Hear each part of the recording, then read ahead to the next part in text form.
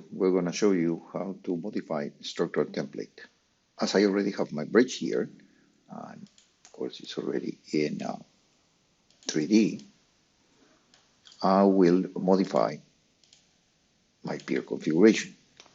So to modify that, I will select the pier,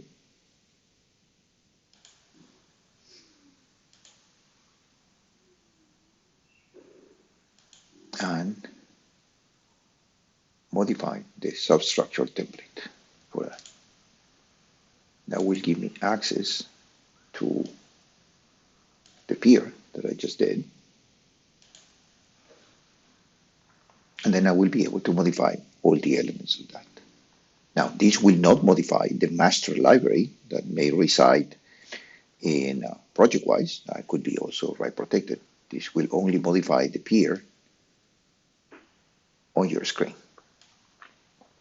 So you can just add some columns, for example, change the size of the column, change the size of the footings, and it will be just a matter of changing the numbers and being reflected on this preview window here. Just to give you an example, I will just make a cross modification here on one of the footings. Hit the tab key. See, both of them are modified. I can modify, for example, the pile layout for this and change it to H piles and specify a template for it. Then the actual pattern layout of both footings, I can just customize it with this option of pattern layout as it becomes activated. And generate that maybe I need 3 rows of piles or 3 columns and achieve that generation. Hit OK, and it will be updated, and then I will be able to hit OK, and that pier will just be modified.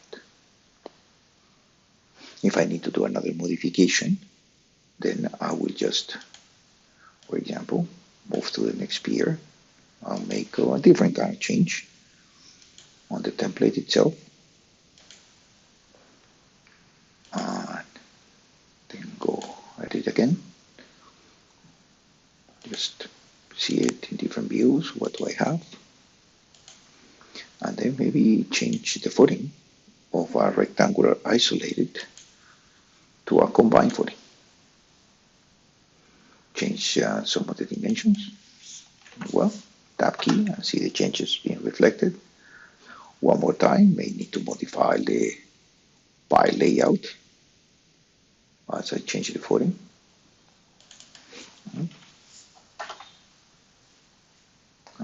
Maybe 3 rows, just to see how it changes. We'll go back to 2 rows, 4 piles. And then hit OK. Now the new configuration will take place. Now that will be the new footing right here. More modifications will be achieved. Let's try in another pier, for example, here, that I can just specify a substructure template one more time. But then instead of modifying the elements one by one, I said I want just a complete different configuration. So I may want to switch the template. It will access the master library and then say, well, I need 3-column pier, and switch it completely. The template, I may want to modify dimensions, or maybe not. And then I just replace it for a completely different template of what I had before. Right? And I may need, of course, to modify these footings and so on and so forth. So that's how you change the structural templates on piers. These templates in general are already in libraries, right? Which in case could be, as I said, accessed by the user, could be also write protected if you're using some kind of server or a document manager, like project-wise. But these are the libraries included here. And there are libraries for decks, for barriers, for beams. Mostly you will be able to modify the structural elements, are mostly modified for piers and also for abutments too. So, the same fashion, if you have an abutment, you can just, one more time, substructure element, and then change the dimensions of the abutments that you want, or just completely switch to a completely different template that you may want to generate. And select it. So it's just a matter of accessing the template and changing the dimensions to it.